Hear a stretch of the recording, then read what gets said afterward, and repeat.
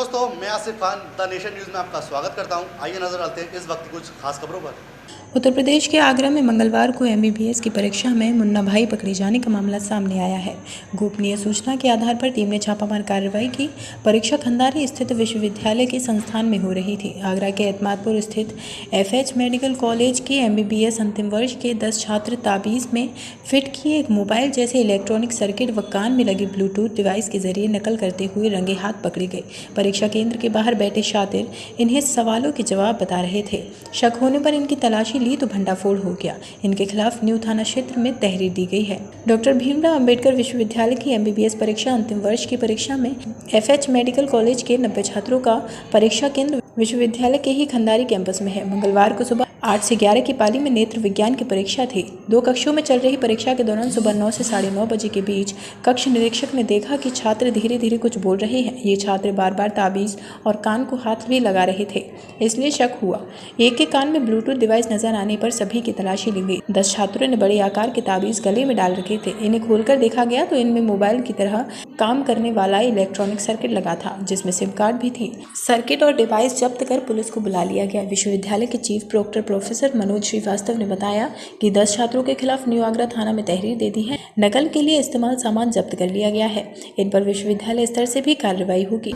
FH medical college के 90 छात्र आज खंडारी परिसर में फार्मेसी डिपार्टमेंट में इनकी एमबीबीएस थर्ड प्रॉप की परीक्षा प्रश्न पत्र था और ये परीक्षा 8 बजे से 11 बजे के मध्य दे रहे थे।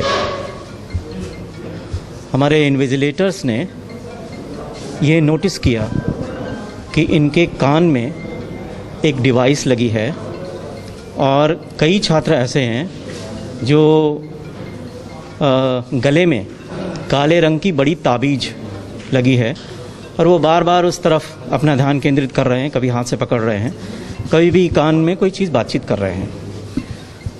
ऐसा 2 कक्षों में जब देखा गया तो सूचना दी गई।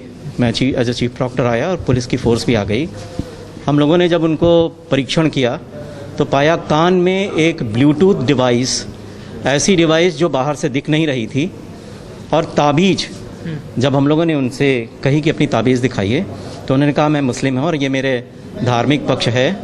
हम लोगों ने कहा ठीक है, पर आप इसको बार बार छू रहे हैं और इसमें कोई बात कर रहे हैं, हम इसको देखना चाहते हैं। परीक्षण करने के पाया कि ताबीज़ के पीछे की तरफ एक सिम कार्ड लगा है और उसके अंदर सिम इंसर्टेड है और वो बाहर से कोई उनका एक रैकेट होगा, गैंग होगा, जो वहाँ से उनको डिक्टेशन दे रहा था और ये डिक्टेशन को सुनने के बाद अपने प्रश्नों के उत्तर अपनी उत्तर पुस्तिकाओं में लिख रहे थे।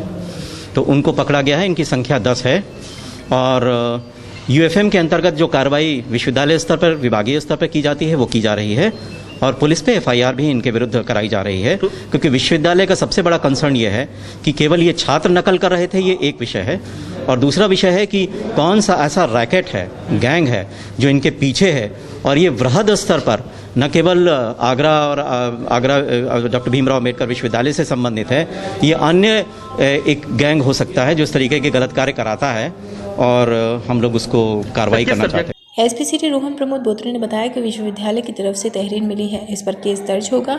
नकल के पीछे बड़ा रैकेट हो सकता है, जांच कर इसकी तह तक जाएंगे। नकल माफियाओं को पकड़ा जाएगा।